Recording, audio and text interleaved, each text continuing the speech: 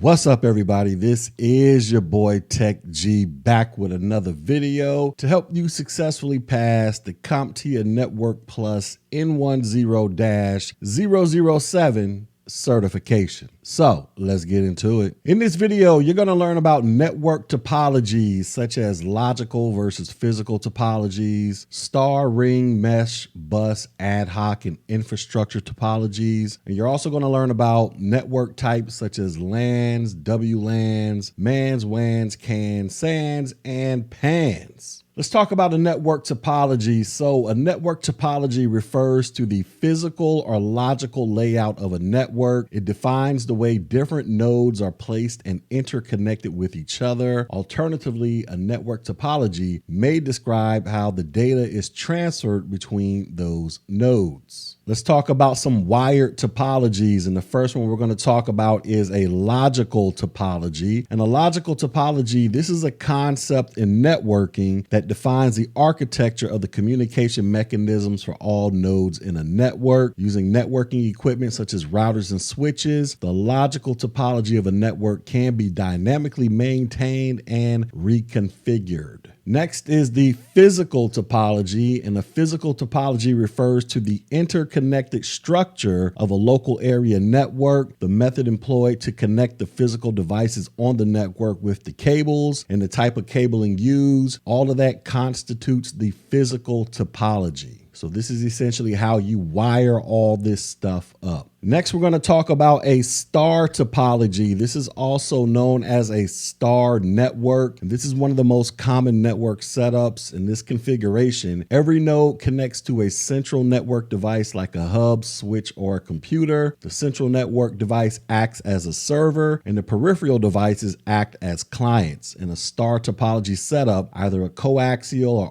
RJ45 network cable is used, depending on the type of network card installed in each computer. And here are some of the advantages of a star topology. It has a centralized management of the network through the use of the central computer, hub, or switch. It's easy to add another computer to the network. And if one computer on the network fails, the rest of the network continues to function normally. Its disadvantages: it may have a higher cost to implement, especially when using a switch or router as the central network device. The central network device determines the performance and number of nodes the network can handle. If the central computer, hub, or switch fails, the entire network goes down and all computers are disconnected from the network. Next, we have a ring topology, and a ring topology is a network configuration where device connections create a circular data path. Each network device is connected to two others like points on a circle. Together, devices in a ring topology are referred to as a ring network. In a ring network, packets of data travel from one device to the next until they reach their destination. Most ring topologies allow packets to travel only in one direction, and this is referred to as a unidirectional ring network. Others permit data to move in either direction, and this is called bidirectional. Ring topologies may be used in either LANs or WANs. Depending on the network card used in each computer of the ring topology, a coaxial cable or an RJ45 network cable is used to connect computers together. And here are some of the advantages of a ring topology. All data flows in one direction, which reduces the chance of packet collisions. A network server is not needed to control network connectivity between each workstation. Data can transfer between workstations at high speeds, and additional workstations can be added without impacting performance at the network. Some of the disadvantages are all data being transferred over the network must pass through each workstation on the network, which can make it slower than a star topology. The entire network will be impacted if one workstation shuts down, and the hardware needed to connect each workstation to the network is more expensive than Ethernet cards and hubs and switches. Next, we have a bus topology, and this is also referred to as line topology. And this is a network setup where each computer and network device is connected to a single cable or backbone. And depending on the type of computer network card, a coaxial cable or an RJ45 derived network cable is used to connect them together. And some of the advantages of a bus topology are as follows. It works well when you have a small network. It's the easiest network topology for connecting computers or peripherals in a linear fashion, and it requires less cable length than a star topology. Some of the disadvantages are it can be difficult to identify the problems if the whole network goes down. It can be hard to troubleshoot individual device issues. The bus topology is not great for large networks. Terminators are required for both ends of the main cable. Additional devices will slow the network down, and if the main cable is damaged, the network will fail or split into two. Let's talk about wireless topologies, and the first one we're going to talk about is the mesh topology. So a mesh topology is a network setup where each computer and network device is interconnected with one another. This topology setup allows for most transmissions to be distributed even if one of the connections goes down. It is a topology that is commonly used for wireless networks. And there are two forms of a mesh topology. The first one is a full mesh topology. So every computer in the network has a connection to each of the other computers in that network, and the number of connections in this network can be calculated using the following formula: n by n-1 divided by 2, where n is the number of computers in the network. And then the next type is a partially connected mesh topology. And this is where at least two of the computers in the network have connections to multiple other computers in that network. It is an inexpensive way to implement redundancy in the network. If one of the primary computers or connections in the network fails, the rest of the network will continue to operate normally. And some of the advantages of a mesh topology are as follows. It can manage high amounts of traffic because multiple devices can transmit data simultaneously. A failure of one device will not cause a break in the network or transmission of data, and adding additional devices will not disrupt data transmission between other devices. And some of the disadvantages are the cost to implement is higher than other network topologies, which makes it a less desirable option. Building and maintaining the topology is difficult and time consuming, and the chance of redundant connections is high, but that can add to the high costs and potential for reduced efficiency. Next, we have an ad hoc. So an ad hoc network, this is a decentralized type of wireless network. The network does not rely on a pre-existing infrastructure such as routers and wired networks or access points in a managed or infrastructure wireless network. Instead, each node participates in routing by forwarding data for other nodes. So the determination of which nodes forward data is made dynamically on the basis of network connectivity and the routing algorithm in use. So in other words, devices, they connect on the fly to share data between them without needing a network router, network switch, or other network equipment to create the network. The devices themselves act as the network equipment, creating a network between them. And then we have infrastructure. So an infrastructure topology has specialized wireless equipment for permitting the wireless communications to take place. Many homes today, they feature a wireless local area network and a wireless access point, which allows the various computers to communicate with each other through the wireless access point, acting like a hub device. This wireless access point connects to the service provider of the home user with a wired connection. So for example, a coaxial cable could connect to the broadband cable service for high-speed internet connectivity. And now let's go on and talk about network types. So the first one we're going to talk about is a LAN, or a local area network. And a LAN, this is a computer network within a small geographical area such as a home, school, computer lab, office buildings, or a group of buildings. A LAN is composed of interconnected workstations and personal computers, which are each capable of accessing and sharing data and devices such as printers, scanners, and data storage devices anywhere on the LAN. LANs are characterized by higher communication and data transfer rates and the lack of any need for leased communication lines. LANs can be wired or wireless. Wired LANs can have high-speed connections with Ethernet, unshielded twisted pair cable, shielded twisted pair cable, or fiber, and legacy LANs were often connected by coaxial cables. The next type of network is a wireless LAN. LAN. So a wireless LAN is a wireless computer network that links two or more devices using wireless communications to form a LAN within a limited area such as a home, school, computer lab, campus, or an office building. This gives users the ability to move around within the area and remain connected to the network. Through a gateway, a wireless LAN can also provide a connection to the wider internet. Next one we have is a CAN, or a campus area network. So a CAN is a computer network made up of an interconnection of LANs within a limited geographical area. The networking equipment, such as your switches and routers, and transmission media, such as your optical fiber cables, your Cat5 cable, etc., are almost entirely owned by the campus tenant or owner, which could be an enterprise, a university, government, etc. Also, a CAN is larger than a LAN, but it is smaller than a MAN or a WAN.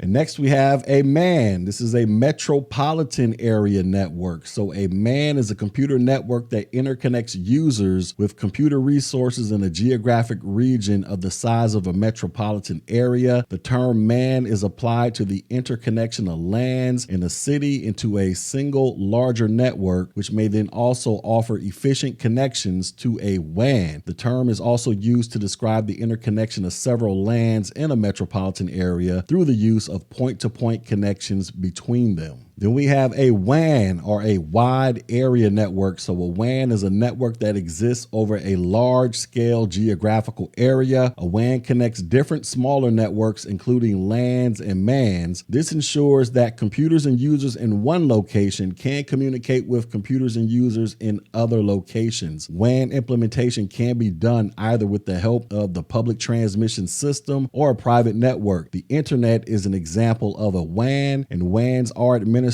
by several different ISPs, and the links are usually slower than LAN connections. Next, we have a SAN, or a storage area network, and a SAN is a computer network which provides access to consolidated block-level data storage. SANs are primarily used to access data storage devices such as disk arrays and tape libraries from servers, so that the devices appear to the operating system as direct attached storage. A SAN typically is a dedicated network of storage devices that is not accessible through the LAN. And then we have a PAN, or a personal area network. So a PAN is a computer network for interconnecting electronic devices centered on an individual person's workspace. A PAN provides data transmission amongst devices such as computers, smartphones, tablets, and personal digital assistants. PANs can be used for communication amongst the personal devices themselves, or for connecting to a higher level network and the internet, where one master device takes up the role as a gateway. And examples of devices in a PAN are wireless headsets, keyboards, mice, printers, and barcode readers. A PAN may be wireless or carried over a wired interface such as a USB. Now it's time to do some of this outstanding check on learning. So the first question is, select the 4 correct network topologies. Is it A, bus star ring square? Is it B, mesh star ring bus? Is it C, star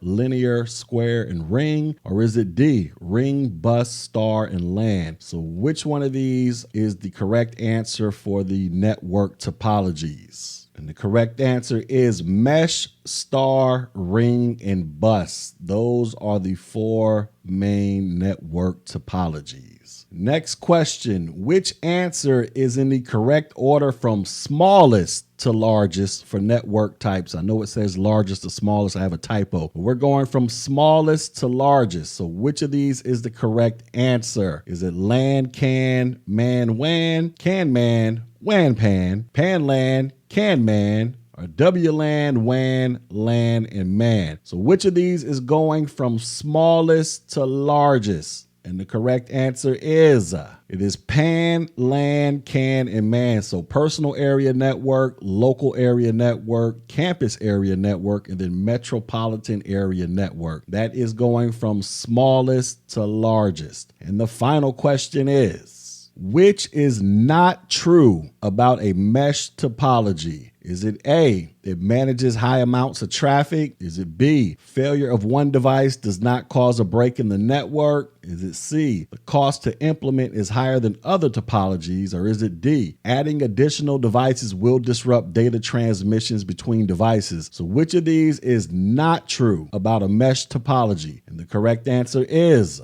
adding additional devices will disrupt data transmission between devices. That is not true. Adding additional devices will not disrupt data transmission between these devices. So in summary, we have talked about logical versus physical topologies. We've talked about star, ring, mesh, bus, ad hoc, and infrastructure topologies, LANs, wireless LANs, MANs, WANs, CANs, SANs, and PANs.